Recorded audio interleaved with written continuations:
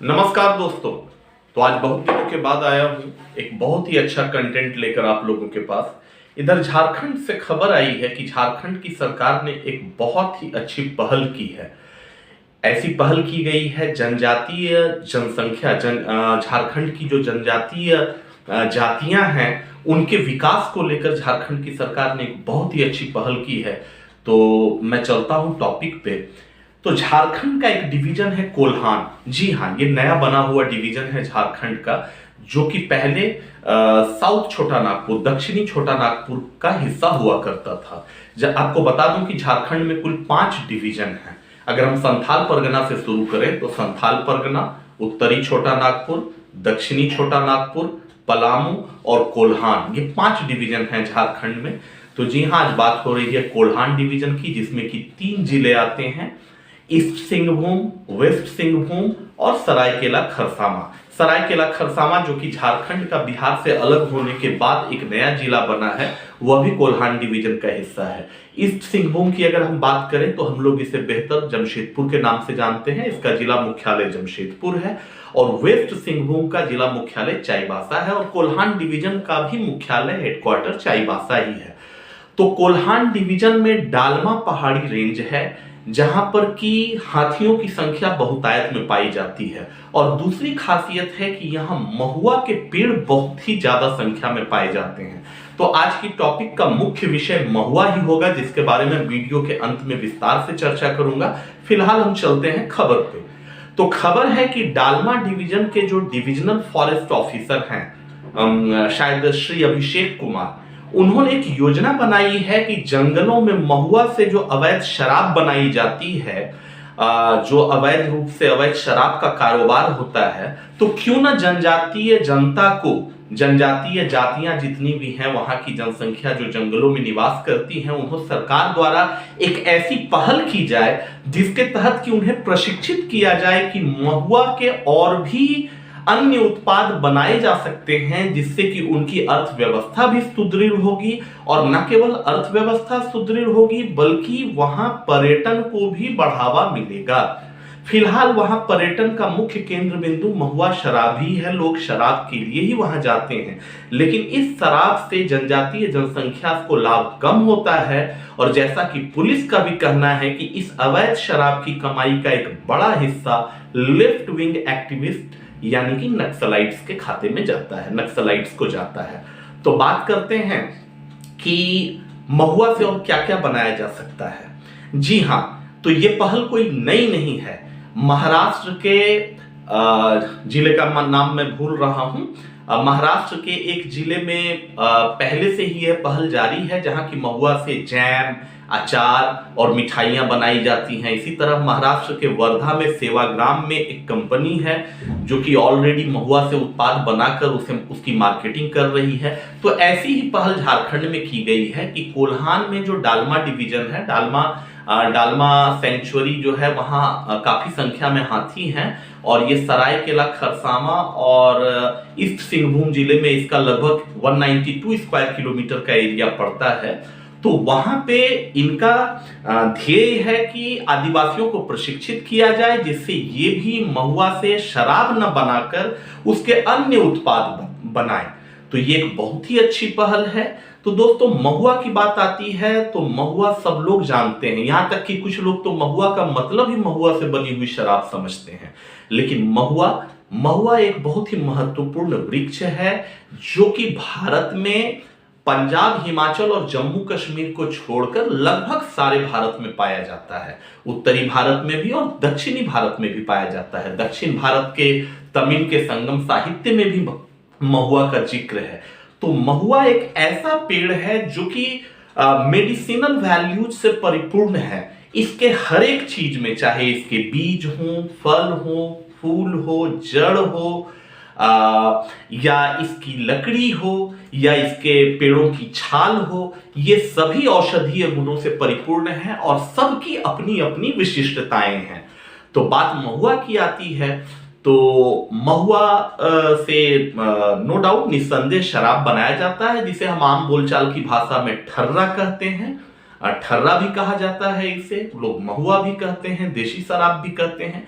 महुआ एक बहुत ही sweet smelling fruit है और ये चैत बैसाख के महीनों में होता है। जहां तक महुआ की बात है तो महुआ से आदिवासियों का एक बहुत ही गहरा नाता है।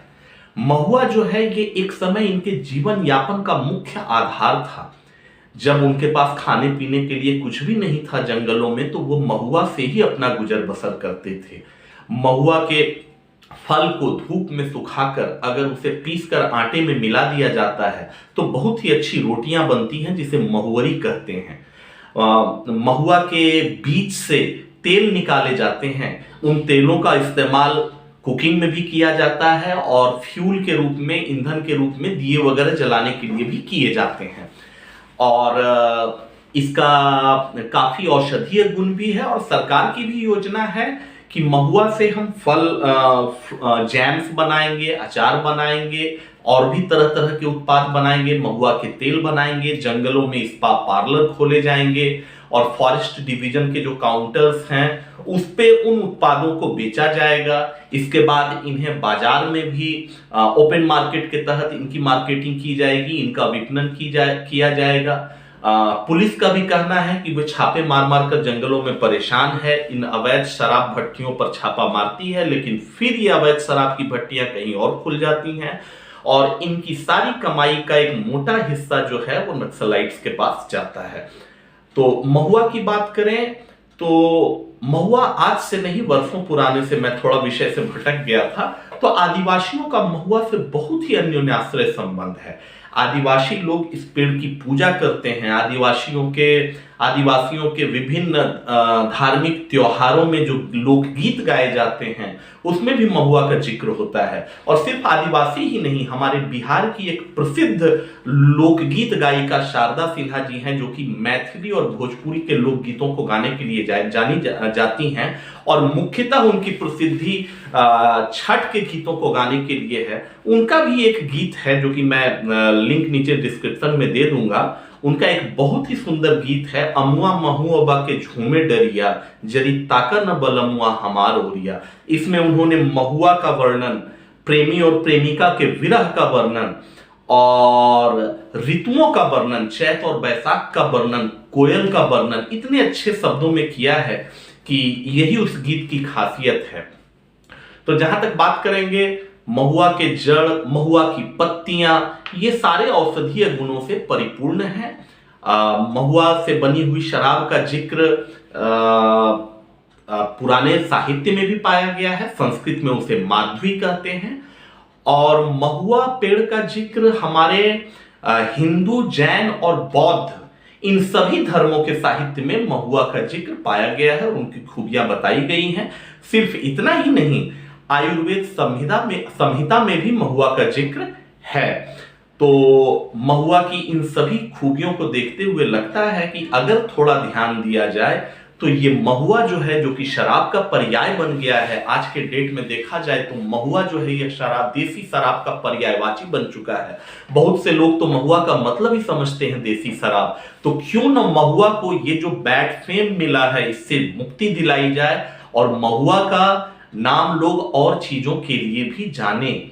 तो महुआ के बारे में और भी बहुत सी बातें हैं, पर उतना ज्यादा चर्चा करना वीडियो को लंबा करना हो जाएगा। एक और महुआ की खासियत है कि महुआ के फूल से जो रस बनाया जाता है, जिससे कि फर्मेंट करके बाद में शराब बनाते हैं, अगर उसी रस में पूड़ियां बनाई जाएं, और जैसा कि आदिवासी लोग बनाते भी हैं, तो ये पूड़ियां बड़ी सुस्वादु बनती हैं और बहुत ही मुलायम बनती हैं। तो महुआ के बारे में बहुत ही जानकारी थी, और भी बहुत सारी जानकारी है, लेकिन मैं वीडियो को ज्यादा लंबा नहीं करना चाहूंगा। मिलते हैं फिर अपने अगले वीडियो में। आपको बता दूं कि मैं अपना अगला वीडियो एक बहुत ही महत्वपूर्ण विषय पर बना रहा हूं, जिसे आप काइंडली जरूर देखिएगा। और ये विषय जो है ये नेशनल कंसर्न का विषय है और अभी बहुत से लोग इससे परेशान हैं।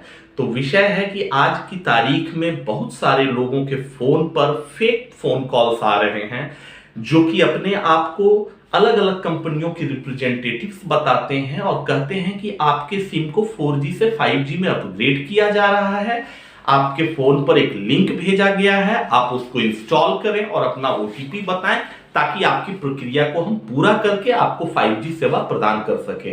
तो दोस्तों बहुत जल्द इस पे वीडियो आ रहा है, आप देखना नहीं भूलेंगे।